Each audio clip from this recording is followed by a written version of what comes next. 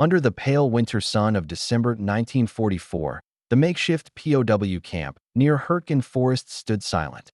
Rows of exhausted German prisoners shuffled through the frostbitten mud, their breath rising in pale clouds that mingled with the smoke of burned-out pines. The Battle of the Bulge was tearing through the Ardennes, but here, beyond the wire, the war seemed to have paused, holding its breath. An American sentry stood at his post, his helmet tilted low, rifle slung loosely across his shoulder. In his gloved hand, he held a small photograph, creased, weathered, the edges softened by countless touches. A woman smiled faintly from that picture, her eyes kind and gentle, captured in the soft light of a long-gone spring. The guard glanced at it, then looked up at the line of shivering men before him. Something in their eyes, tired, hollow, yet strangely familiar, stirred him. The Germans had fought ferociously in those woods. The 28th Infantry Division had been shredded in the same mud they now stood upon.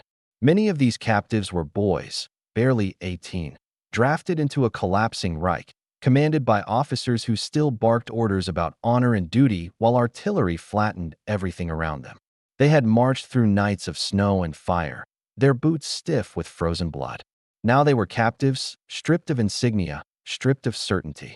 They looked at the American soldier, tall, quiet, face shadowed by fatigue, and wondered what awaited them on the other side of that barbed wire. Some expected cruelty. Others expected indifference. What they received instead would disarm them more completely than any rifle ever could. IT had begun that morning when the camp's field kitchen ran out of coffee. The Americans grumbled. The prisoners, used to starvation, said nothing.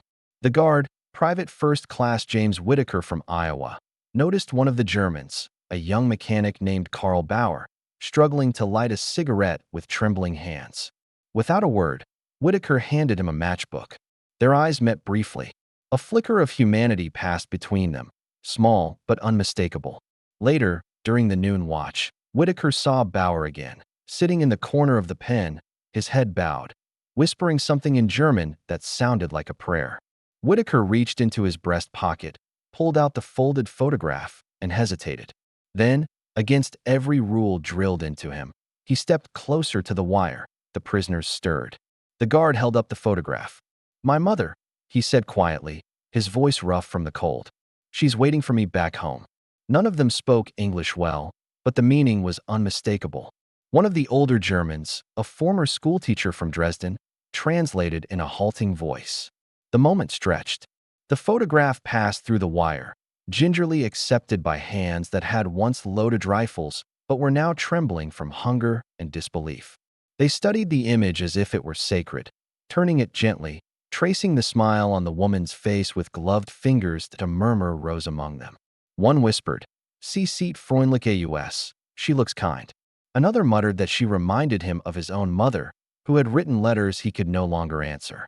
The photograph traveled from man to man, and by the time it returned to the guard, several of them were quietly weeping. Not for defeat, not for captivity, but for the unbearable reminder that somewhere beyond this frozen ruin, love still existed. For the first time since surrendering, their tears were not born of fear. The American soldiers watching nearby exchanged uneasy glances. Some chuckled softly, calling Whitaker sentimental. Others turned away, unable to watch. War had trained them to kill, not to empathize. Yet something in that small exchange shifted the air around the camp. That evening, when rations were distributed, Whitaker slipped an extra slice of bread through the wire. No one reported him. Even his sergeant, hardened by months of fighting, said nothing. Later, when asked why he did it, Whitaker simply said, "They looked like us." Outside the wire, artillery thunder still rolled across the Ardennes. The Allies were bleeding to stop the German counterattack, and casualty lists grew longer by the hour. In command tents, generals discussed supply lines, fuel shortages, and weather forecasts. But in this forgotten corner of Belgium, the war's grand strategies meant little. Here, in the mud and frost, men rediscovered something the world had nearly lost: the simple recognition of shared humanity. Word of the moment spread quietly through the camp. A chaplain later described seeing several German prisoners carve small crosses from scrap wood and set them in the snow, muttering prayers for the mothers on both sides. Another guard overheard them singing softly one night, a broken, trembling rendition of Still Nacht. The Americans listened from their huts, silent, unsure whether to feel comforted or haunted. When morning came, Whitaker returned to his post. Bauer approached the wire and, in hesitant English, asked if he could see the photograph again. The guard nodded. This time, he let it stay with them a little longer. The Germans had cleaned it carefully and even wrapped it in a scrap of cloth torn from a uniform sleeve. When Whitaker took it back, he noticed one faint line written on the back in pencil. Mutter sind gleich. Mothers are the same. Later, in his field journal, Whitaker would record that line. Decades afterward, when his children asked about the war, he spoke not of battles, but of that day. They weren't the enemy anymore, he said. They were just boys who missed home. By early January 1945, the snow thickened, and transport trucks began moving prisoners westward toward France. As the columns formed, several Germans waved toward the guard towers. One lifted his hand in salute, a gesture of respect, not surrender. Whitaker returned it quietly. Then the trucks rolled out, engines growling into the gray horizon, leaving behind only tire tracks and the faint echo of that shared silence. For the prisoners, the image of that woman's face, gentle, maternal, utterly human, became a memory stronger than propaganda, stronger than hate. Some later wrote in diaries that it was the first moment they realized the enemy had mothers too. For Whitaker, the war would end months later at the Elbe. He would return home, battered but alive, carrying that same photograph in his jacket. The crease where the Germans had held it never faded. Years afterward, when he showed it to his grandchildren, they asked about the strange mark on the back. He smiled, traced the faint German words with his thumb, and said, "That was written by a man I was supposed to hate." Beyond the statistics and battle maps, the war had moments like these, fragile, fleeting, but profound. Moments when the front lines dissolved, when uniforms meant nothing, and when the raw, unfiltered truth of humanity bled through the cracks of destruction. As snow fell over the ruins of Europe, that truth lingered quietly, carried in the memory of men who had seen the worst and yet chosen, if only for a heartbeat, to remember compassion. Some would say the gesture was meaningless, swallowed by the vast machinery of war. But those who were there, those who felt the warmth of that small photograph passed through frozen wire, knew otherwise. They knew that amid the smoke of tanks and the roar of artillery, a single act of empathy could still pierce the darkness. And as the wind swept across the empty camp, carrying with it the faint echo of distant guns, the photograph's smile endured, fragile, defiant, eternal. When the war machine ground on through the bitter cold of early 1945, the story of that photograph spread far beyond the wire. It passed between guards and whispers, crossed between units by word of mouth, and eventually reached the officers of the 95th Infantry Division, who called Whitaker into their tent. What began as a simple act of kindness now echoed across an army that had seen too much death to believe in sentiment. But even hardened men stopped to listen when they heard that German prisoners, men of the Wehrmacht and Volksgrenadier divisions, had broken down in tears over a picture of an American mother. Something about that story cut through the armor of cynicism that war built around the soul. While battles raged on the front, behind the lines another kind of quiet transformation took place. American guards began to view their captives differently. Some realized that the men behind the wire were not monsters, but fragments of a broken nation. The U.S. Army's Psychological Warfare Division had already noted this strange shift. Reports described remarkably subdued German prisoners who respond to humane treatment with visible emotion. It was as if the steel discipline of the Wehrmacht had cracked, and from the fissures came glimpses of regret, longing, and fatigue. Many German soldiers had been raised on tales of American brutality, fed by years of propaganda that painted the Allies as vengeful destroyers. The moment an American soldier offered them compassion, the entire scaffolding of lies collapsed. Inside the POW camps scattered across France, Belgium, and England, conditions varied wildly. Some were harsh and overcrowded. Others were almost peaceful. Yet a common thread emerged. American guards, guided by orders rooted in the Geneva Convention, maintained discipline without cruelty. They shared cigarettes, allowed short letters home, and in rare cases, even music. Engineers and medics among the prisoners were put to work repairing vehicles and building makeshift facilities. The pragmatic machinery of war required it, but humanity often snuck in between the lines. In Camp Ashcan, interrogators discovered that a kind word often yielded more truth than a fist. Somewhere deep inside, soldiers on both sides began to rediscover what it meant to be human again. That Whitaker's photograph became a symbol among the prisoners transferred westward. Some claimed to have seen it. Others only heard the story. To them, it became a legend, a tale whispered in the barracks when the lights went out. It reminded them of what they had lost: the warmth of family, the tenderness of home, and the small joys that total war had obliterated. Among those who remembered it most vividly was Karl Bauer, the young mechanic. When he reached a camp in northern France, he began sketching portraits of his own mother from memory, using charcoal scraps from burned timber. Other prisoners gathered around him, silent, as he drew. It was an act of quiet rebellion against the dehumanization they had all endured. Meanwhile, military psychologists within the U.S. Army began documenting these moments. They observed that human gestures, sharing food, showing photographs, or speaking kindly, produced measurable changes in morale and cooperation.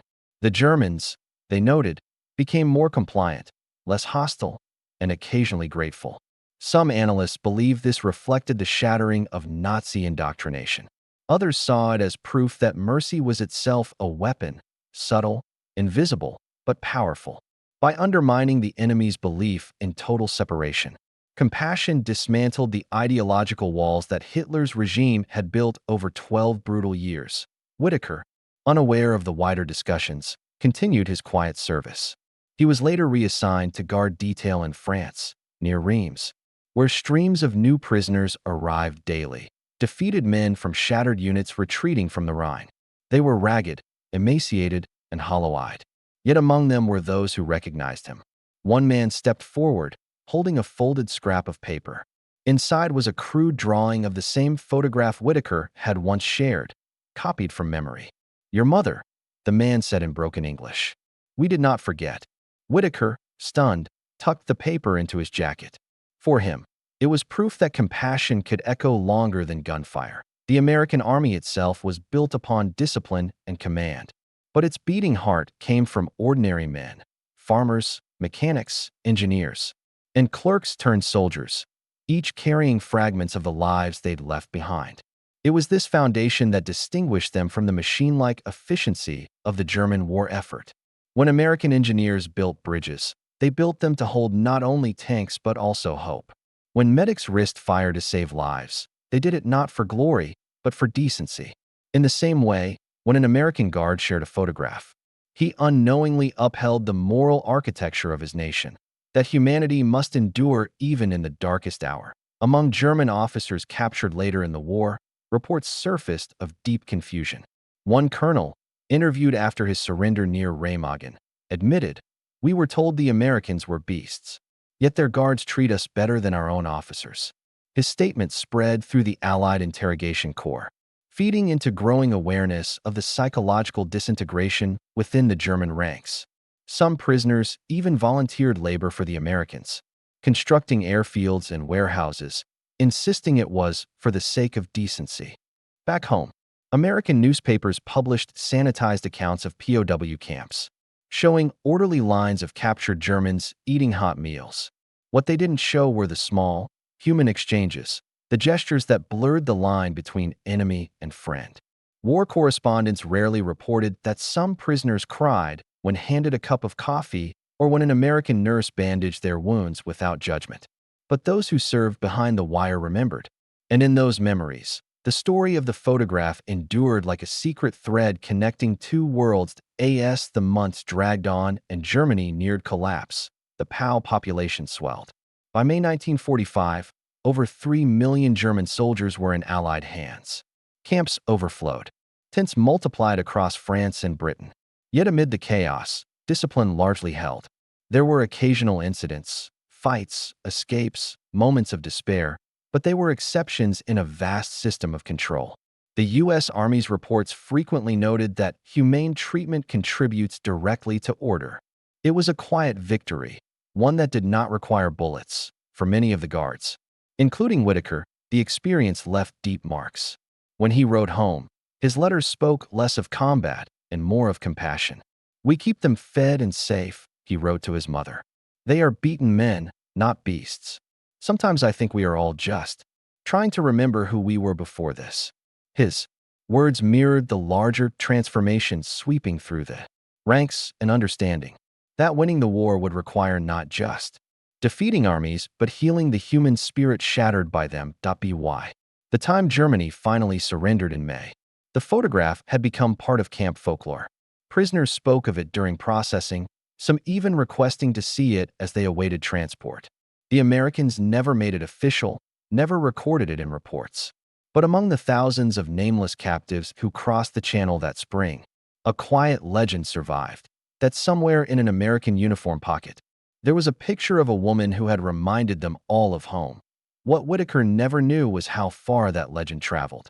Years later, former POWs returned to Germany and spoke of that moment in interviews, their voices trembling as they described it.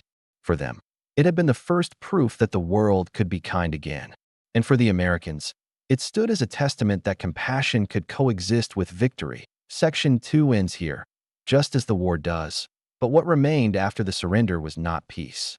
It was memory, fragile and powerful, waiting to shape what came next. The true legacy of that photograph was only beginning to reveal itself. When the guns finally fell silent in May 1945, Europe lay in ruins. Cities smoldered beneath gray skies, bridges hung twisted over rivers, and the silence of victory was filled with the hollow echoes of loss. For millions, the war's end brought no celebration, only exhaustion, hunger, and uncertainty. Across the Allied camps that dotted France, Belgium, and the American Midwest, German prisoners waited behind barbed wire, unsure of their fate. Among them, the memory of a single photograph lingered, a photograph of an American mother, her smile etched into the minds of men who had once fought against her son. That fragile image became a symbol of something larger than mercy. It became the proof that even in the wreckage of civilization, decency could still survive. As the post-war months unfolded, the United States faced the immense challenge of managing over 3 million German POWs. They were scattered across continents, 500,000 in America itself, working on farms, building roads, and repairing railways. Army regulations demanded humane treatment, but the human heart often reached further than any manual could dictate. Former guards recalled conversations, laughter, and even friendships that grew across the boundaries of language and uniform. The same soldiers who had fought fiercely only months earlier now broke bread together under the watch of the Stars and Stripes. In many camps, prisoners received letters from home, photographs of wives and children, and the hope that someday they could return to rebuild what was left of their nation. Whitaker was among the thousands assigned to oversee these prisoners as they were repatriated. By then, his photograph had become worn to near transparency. The edges frayed, the smile faded, but the meaning endured. He carried it like a talisman, a reminder that compassion was not weakness but strength. During processing in Le Havre, he recognized a familiar face among the departing men. Karl Bauer, the young mechanic who had once held the photograph with trembling hands. Their eyes met across the crowd. Bauer stepped forward, saluted softly, and whispered, "Tell her thank you." It was all he could say before being ushered toward the transport ships bound for Bremen. Whitaker never saw him again, but the words stayed with him for the rest of his life. For the German prisoners returning home, the memory of humane treatment in Allied hands shaped their understanding of defeat. Many wrote about it in post-war letters and memoirs. One, a former Wehrmacht officer named Ernst Lenz, later testified that the Americans won more than the war, they won our respect.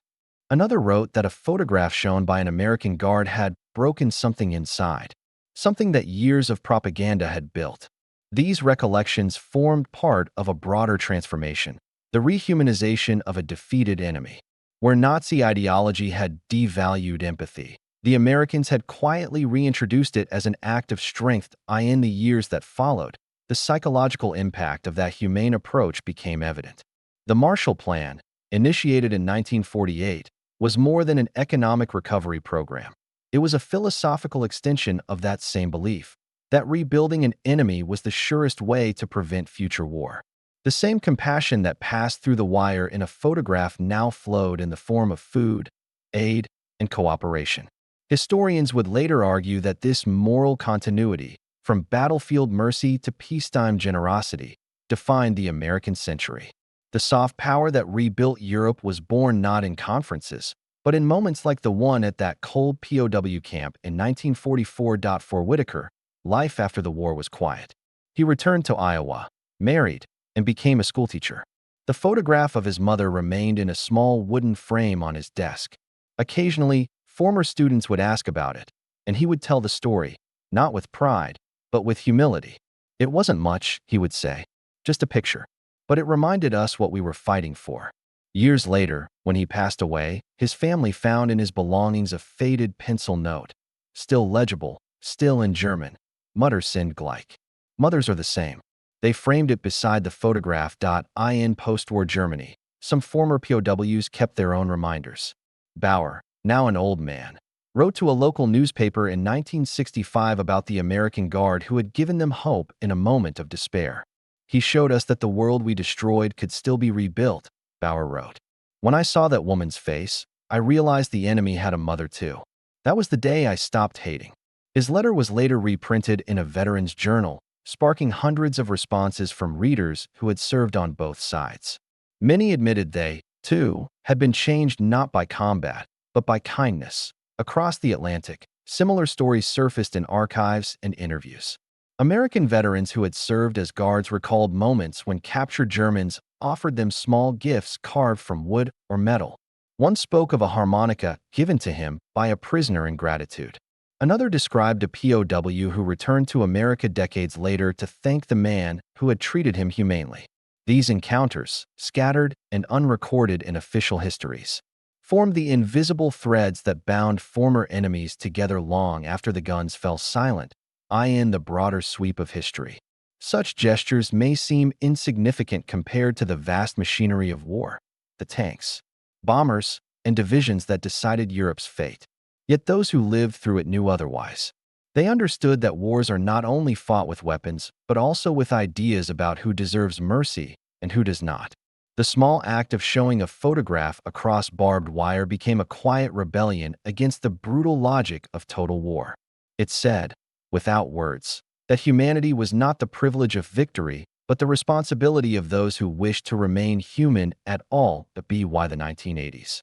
Historians revisiting the moral dimensions of World War II began citing these forgotten moments as turning points in the West's understanding of ethical warfare.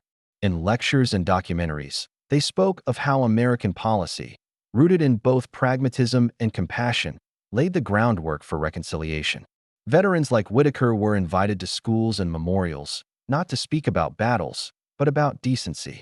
Their stories reminded a new generation that the true legacy of victory was not domination, but dignity. As decades passed and the war's survivors faded away, the story of the photograph transformed into a symbol, an emblem of shared humanity in the face of destruction. Museums displayed it alongside rusted helmets and faded uniforms, not as a relic of battle, but as a testament to the endurance of kindness. Visitors often lingered before it, struck by the quiet power of something so small. Some wept. Others simply stood in silence, understanding instinctively that this image captured what every war threatens to erase: the fragile but unbreakable connection between people. And so the story endures, not because it changed the course of campaigns or shifted the balance of power, but because it illuminated something eternal. In the frozen mud of 1944, an American Guard and a group of defeated soldiers proved that even in humanity's darkest hour, compassion could still defy hate. The war that tore nations apart also revealed, in its quietest corners, that mercy was the final act of resistance. Decades later, at a memorial service in Belgium, a veteran speaker closed his remarks with words that echoed that long-ago moment. His voice, aged but steady, carried across the gathered crowd. In war, you can lose your weapon. You can lose your country. But if you lose your humanity, you have lost everything. Then, after a pause, he smiled faintly and added, "Mothers are the same."